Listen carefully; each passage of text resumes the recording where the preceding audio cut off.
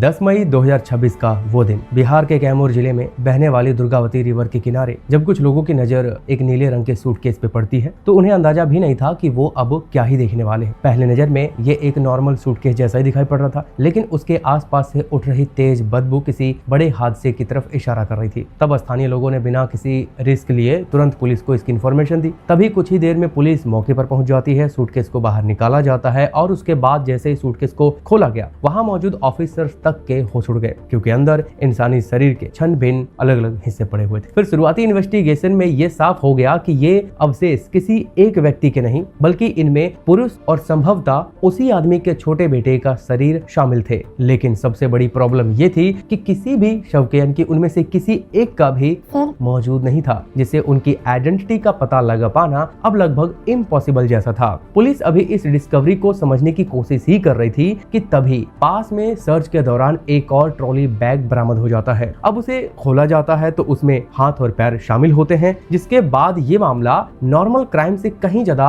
अलग दिखाई देने लग जाता है। अब ऐसा लग रहा था जैसे किसी ने पहचान मिटाने के लिए शवों को बांटकर अलग अलग जगह फेंक दिया है। और सबसे बड़ा सवाल ये था कि आखिर ये लोग थे कौन, क्योंकि मौके से कोई भी फोन या डॉक्यूमेंट नहीं मिला था। इसीलिए पुलिस ने अब गोताखोरों की टीम दुर्गावती नदी में उतारती है ताकि नदी की तलहटी से उनकी पहचान बरामद की जा सके। लेकिन घंटों की मेहनत के बाद भी ऐसा कुछ भी हाथ नहीं लगा और ऐसे ही 2 दिन बीत गए। और फिर 12 मई 2026 को रामगढ़ के अभयादेन नहर के पास से एक और सनसनीखेज अपडेट मिल जाती है, जहां नहर के किनारे पड़ी पीली प्लास्टिक की बोरियों से वैसे ही सड़ंत की बदबू आ रही थी। जिसके बाद अब फॉरेंसिक टीम ने बोरियों को खोला तो इन्वेस्टिगेशन ने और भी भयावह मोड़ ले लिया। उनके अंदर एक महिला और ठीक वैसा ही शायद उनकी छोटी बेटी के हिस्से शामिल थे, यानी कि यहाँ पे एक औरत और उनकी छोटी बेटी के हिस्से, ऐसा प्रतीत हो रहा था। अब धीरे धीरे तस्वीर बिल्कुल क्लियर होती जा रही थी। बरामद अवशेष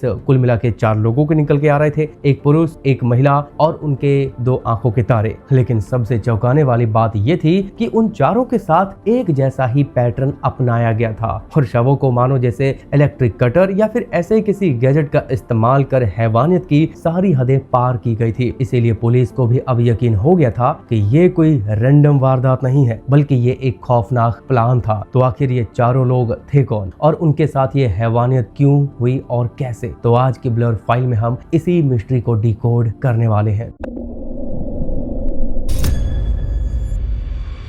अब तक पुलिस के सामने सिर्फ अनसुलझे सवाल थे। 4 शव, 18 हिस्से और आइडेंटिटी बिल्कुल जीरो थी। मामला इतना सेंसिटिव था कि इन्वेस्टिगेशन को तेज करने के लिए एक स्पेशल टीम बनाई गई, क्योंकि ऑफिसर्स जानते थे कि इस केस में कोई भी एक छोटा सा एविडेंस पूरी कहानी को पलट सकता है। इसीलिए बरामद किए गए कपड़ों और सामान की अब बारीकी से पड़ताल शुरू कर दी जाती है कि तभी इन्वेस्टिगेशन की टीम की नजर 2 ऐसे सुरागों पर पड़ती है जिन्हें इस धुंधली केस की गुत्थी को सुलझाने में काफी मदद मिलती है, एक रास्ता मिल जाता है। मतलब जैसा कि शक जताया जा रहा था कि उनके बच्चे भी इसमें शामिल हैं, तो उन्हीं में से एक के शव पर मिली आंगनवाड़ी का ड्रेस और दूसरा उसी शर्ट पर लगा दर्जी का एक लेबल। ये छोटा सा सुराग ही इस मिस्ट्री की चाबी बनने वाला था। और फिर इसके बाद पुलिस सबसे पहले रामगढ़ मार्केट के उस टेलर के पास पहुंचती है जिसका टैग उस शर्ट पे लगा हुआ मिला था। हालांकि टेलर को ग्राहक का नाम तो याद नहीं था, लेकिन उसने एक मोबाइल नंबर उपलब्ध कराया, जिसके बाद जब उस नंबर की सीडीआर निकाली गई तो पता चला कि वो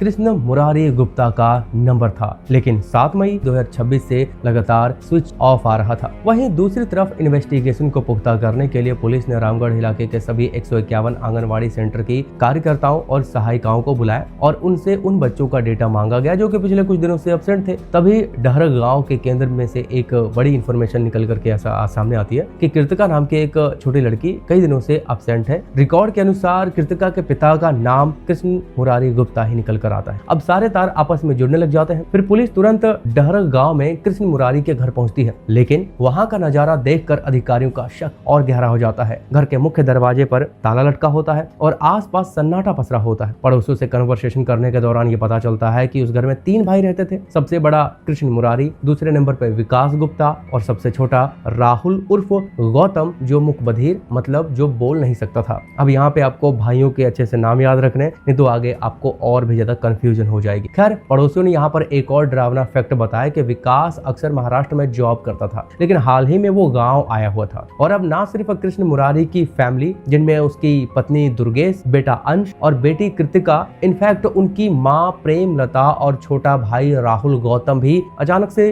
गायब था। जिसके बाद पुलिस ने बंद घर का ताला तोड़कर अंदर एंट्री ली और अंदर घुसते ही एक अजीब सी केमिकल और फिनाइल जैसी गंध आ रही होती है। तब पुलिस ने हर कमरे को ध्यान से देखना शुरू किया। तभी उनकी नजर फर्श पर और दीवारों पर पड़ती है, जहां कई जगहों पे ताजा सीमेंट और कंक्रीट का लेप चढ़ा होता है और ऐसा लग रहा होता है जैसे कि मानो कुछ छिपाने की कोशिश की गई है, जल्दबाजी में प्लास्टर वहां पे किया हुआ है। ये बात अब पुलिस को काफी अजीब लगी, इसलिए तुरंत फॉरेंसिक टीम को बुला लिया जाता है। जांच के दौरान टीम ने फर्श और दीवारों पर खास केमिकल का इस्तेमाल किया। इसके बाद जो नतीजा निकल के सामने आया उसने पूरे मामले की दिशा बदल दी। मतलब कि जिन जगहों पे सीमेंट लगाई गई थी वहां उसके नीचे भारी मात्रा में खून के निशान मिले और दीवारों पे भी छींटे पाए जाते हैं। इसीलिए तो कहते हैं कि क्रिमिनल चाहे कितना भी शातिर क्यों ना हो, फॉरेंसिक टीम को दीवारों की दरारों से, फर्श की दरारों से निशान मिल ही जाते हैं। अब तस्वीर पूरी तरीके से साफ हो चुकी थी। दुर्गावती नदी और अभयादे नहर से मिले वो जो अवशेष थे वो किसी और के नहीं बल्कि इसी फैमिली के थे। लेकिन सबसे बड़ा सवाल ये खड़ा था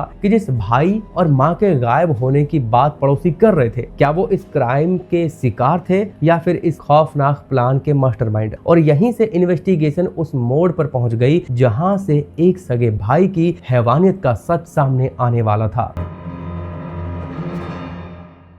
अब इस सवाल का जवाब ढूंढने के लिए पुलिस ने फैमिली और बाकी रिश्तेदारों के बारे में इंफॉर्मेशन जुटानी शुरू कर दी। साथ ही पिछले कई दिनों के call detail, record, mobile location निकलवाई जाती है। तब इन्वेस्टिगेशन के दौरान एक ऐसी इंफॉर्मेशन सामने आती है जिसने पुलिस का ध्यान सीधे विकास गुप्ता की तरफ मोड़ दिया। टेक्निकल एविडेंस से ये पता चलता है कि इंसिडेंट वाले दिनों में विकास का मोबाइल गाँव के आसपास एक्टिव था। ये बात हैरान करने वाली थी क्योंकि विकास तो महाराष्ट्र में प्राइवेट जॉब करता था। अगर वो महाराष्ट्र में था तो उसका फोन कैमूर में कैसे एक्टिव हो सकता था। हालांकि पड़ोसियों ने बताया था कि वो यहाँ पे देखा गया था। खैर, पुलिस ने अब उससे बात करने की कोशिश की, यानी कि उसके नंबर पे कॉल वगैरह लगाती है, लेकिन विकास जो है फोन रिसीव ही नहीं करता है, जिससे शक जो है और गहरा हो जाता है। उसके बाद पुलिस आसपास के सीसीटीवी कैमरों की फुटेज खंगालना शुरू करती है कि तभी एक फुटेज सामने आई जिसमें विकास स्कूटी पर घर से बाहर निकलता हुआ दिखाई देता है, लेकिन स्कूटी पर भारी सूटकेस ले जाता हुआ दिखाई दे रहा होता है। जिसके बाद पुलिस ने उसे ट्रैक करना शुरू किया। हालांकि वो बचने के लिए मध्य प्रदेश भाग गया था, लेकिन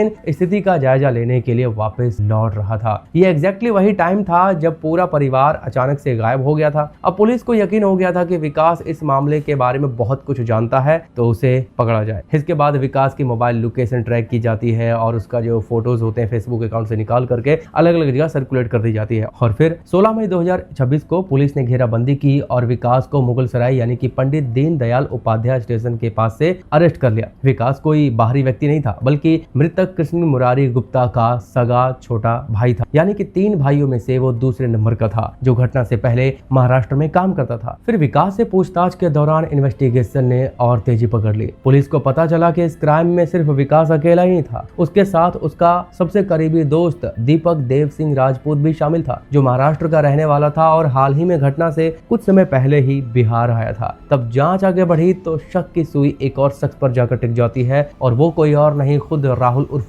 गौतम था, जो कृष्ण मुरारी और विकास का सबसे छोटा सगा भाई था। उसके बाद बिहार पुलिस ने महाराष्ट्र पुलिस के साथ मिलकर के एक ज्वाइंट ऑपरेशन चलाया। तभी 18 मई 2026 को दीपक और राहुल उर्फ गौतम को छत्रपति संभाजी नगर के जंगावाड़ी इलाके से गिरफ्तार कर लिया गया। विकास के बयान के अनुसार कृष्ण मुरारी और उसकी पत्नी दुर्गेश कुमारी मां प्रेमलता के साथ ठीक से पेश नहीं आते थे। 5 मई 2026 को कृष्ण मुरारी ने अपनी मां प्रेमलता और सबसे छोटे भाई राहुल उर्फ गौतम के साथ मारपीट की थी। जब विकास, जो कि रिश्ते में दूसरा छोटा भाई है, उसे ये बात पता चलती है कि मां के साथ उनके बड़े भाई और उनकी भाभी दुर्गेश ऐसा व्यवहार कर रहे हैं और भाई के साथ भी मारपीट की है, तो उसने उसी टाइम फैसला कर लिया कि अब ये मामला कन्वर्सेशन से नहीं सुलझने वाला। लेकिन वास्तव में सच्चाई क्या थी, ये तो आगे पता चलता है। इसके बाद विकास ने अपने दोस्त दीपक राजपूत से संपर्क किया, उसके साथ ये सारी बातें शेयर करता है और दोनों ने मिल करके कई बार बातचीत करके एक प्लान बनाना शुरू कर दिया था और पुलिस इन्वेस्टिगेशन के अनुसार इसी दौरान कृष्ण मुरारी को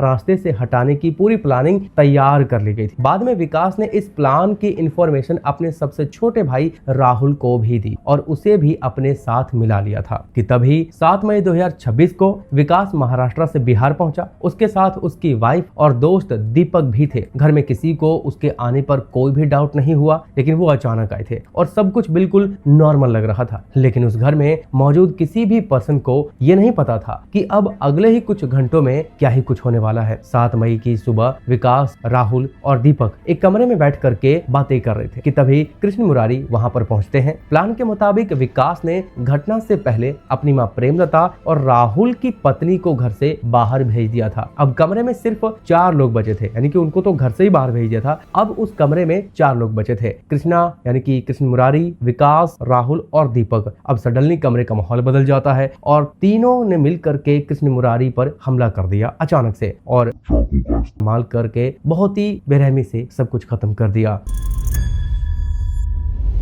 लेकिन गाइज ये तो बस शुरुआत भर थी कि तभी थोड़ी देर बाद दुर्गेश यानी कि कृष्ण मुरारी की पत्नी वहां पहुंचती है। उन्हें शायद महसूस हो गया था कि घर के अंदर कुछ गड़बड़ है। वो सीधे उसी कमरे की तरफ बढ़ती है, लेकिन जैसे ही उन्होंने अंदर का मंजर देखा वो भागने लगी, जिसके बाद आरोपियों ने उन्हें पकड़ लिया और उनकी भी जान उसी तरीके से ले ली। अब घर के अंदर 2 शव पड़े थे और बाहर उनके 2 मासूम, जिन्हें अभी कुछ भी नहीं पता था। दोपहर होते होते आंगनबाड़ी से कृतिका और स्कूल से अंश घर लौट आया। घर तो अनयूजुअल रूप से शांत ही था। दोनों अपने माता पिता को ढूंढते हुए अंदर पहुंचते हैं। इसके बाद आरोपियों ने एक ऐसा खौफनाक फैसला लिया जिसने सब कुछ दहला दिया, क्योंकि वो अब एक सबूत ही बन चुके थे। पहचान छिपाने के लिए, सब कुछ हाइड करने के इरादे से उन मासूम को भी गला दबा के हमेशा के लिए शांत कर दिया। इवेंचुअली कुछ ही घंटे के अंदर उसी घर के अंदर अब परिवार पूरा खत्म हो चुका था। लेकिन अब सबसे बड़ी प्रॉब्लम उनकी ये थी कि उन सभी को कैसे ठिकाने लगाया जाए। दिन का समय था और आसपास पड़ोसी मौजूद थे, इसीलिए आरोपी जल्दबाजी में कोई भी गलत फैसला नहीं लेना चाहते थे। तब सबूत मिटाने के लिए अगला कदम उठाया जाता है। इसके बाद घर के अंदर ही इलेक्ट्रिक कटर और बाकी हथियारों की मदद से उन्हें 18 हिस्सों में डिवाइड कर दिया जाता है। अब तीनों आरोपी सिर्फ एक ही बात सोच रहे होते हैं कि इनको घर से बाहर कैसे ले जाएं और इनको कैसे ठिकाने लगाएं कि किसी को शक भी ना हो। तो फाइनली विकास और दीपक मार्केट जाते हैं और वहां से एक नया सूटकेस और ट्रॉली बैग खरीद करके लेकर आते हैं और प्लास्टिक की बोरियों में पैक कर देते हैं। दिन रात होने का इंतजार किया जाता है और जब गांव में पूरी तरह सन्नाटा पसर जाता है, इन भारी बैगों को अपनी स्कूटी पे लाद करके ये लोग रात के अंधेरे में निकलते हैं। उसके बाद एक सूटकेस और एक ट्रॉली बैग दुर्गावती रिवर के पास फेंका जाता है, जबकि महिला और उसकी जो बेटी वाला बोरी होता है वो अभायदे कैनाल के किनारे ठिकाने लगाया जाता है। लेकिन सबसे डरावना हिस्सा उनकी पहचान यानी कि को ठिकाने लगाना था। कृष्ण मुरारी और उनकी पत्नी दुर्गेश के अकोढ़ी गोला के पास एक पेट्रोल पंप के पीछे झाड़ियों में फेंक दिया जाता है, जहां पुलिस ने उन्हें बाद में बरामद किया था। वहीं दोनों मासूमों के जो सिर होते हैं पुल से सीधे नदी की गहराइयों में फेंक दिया जाता है ताकि वे कभी मिल ही न सके और उनकी पहचान हमेशा के लिए मिस्ट्री बनी रहे। लेकिन गाइज क्राइम अभी खत्म नहीं हुआ था, क्योंकि घटना के बाद घर के अंदर फैले नाइटमेयर को, उन सुरागों को मिटाना अभी बाकी था और ये उनके लिए बड़ी चुनौती थी कि घर में किसी को कुछ पता ना चले कि घर में कुछ हुआ भी है। इसीलिए अब आरोपी एविडेंस को मिटाने घर पहुंचते हैं, प्रोसेस शुरू करते हैं। पूरे कमरे को फिनाइल से धोया जाता है और दीवारों को साफ किया जाता है। तभी फर्श पर सीमेंट का लेप चढ़ाया जाता है। उन्होंने सब कुछ छिपाने की पूरी कोशिश की, लेकिन पूरी तरह वे कामयाब नहीं हो पाए। इसके बाद पुलिस ने पूरा क्राइम सीन का रिक्रिएशन किया जब वे आरोपी पकड़े जाते हैं और निशानदेही पे घटना में इस्तेमाल किए गए इलेक्ट्रिक कटर, चाकू, देसी पिस्टल, स्कूटी और आयरन रॉड तक बरामद कर लिया जाता है। हालांकि शुरुआत में विकास ने दावा किया कि उसने ये सब अपनी मां प्रेमलता और भाई राहुल के साथ जो दुर्व्यवहार हुआ था उसका बदला लेने के लिए ही ये चीजें प्लानिंग करी जाती है। लेकिन इन्वेस्टिगेशन जब आगे बढ़ती है तो एक और इम्पोर्टेंट मोटिव निकल के सामने आ जाता है। कृष्ण मुरारी और विकास के बीच प्रत्येक मकान और घर के सामने वाले दुकान के हिस्से को लेकर के पुराना उनके बीच कॉन्फ्लिक्ट चल रहा था, जिसका रिजल्ट ये हुआ कि 7 मई 2026 को उसी लालच और नफरत का अंत 4 बेगुनाह जिंदगियों के खत्म होने से हुआ। फाइनली इन्वेस्टिगेशन पूरी होने के बाद पुलिस ने मुख्य आरोपी विकास कुमार गुप्ता, उसके भाई राहुल उर्फ गौतम और दोस्त दीपक राजपूत को अरेस्ट कर लिया। मां प्रेमलता पर भी क्राइम की जानकारी होने और एविडेंस छिपाने की मदद करने में आरोप लगे हैं। अभी सभी जेल में हैं, आगे देखो क्या ही उन्हें सजा मिलेगी। बाकी आपको क्या लगता है इसकी, इस तरह के क्रिमिनल्स को किस तरह की सजा मिलनी चाहिए और गवर्नमेंट को किस तरह की सजा दे करके क्या एग्जाम्पल सेट करना चाहिए? वैसे चाहो तो इस वीडियो को शेयर कर सकते हैं और कमेंट में जो आपको अच्छा बुरा लगता है वो लिख सकते हैं, ताकि इस वीडियो की रीच थोड़ी बढ़ सके और मेरी मेहनत 4 लोगों तक पहुंच सके और लोग भी थोड़ा अवेयर हो सके। एंड बाकी आगे जो करना कीजिए। मिलते हैं नेक्स्ट केस में। Bye bye.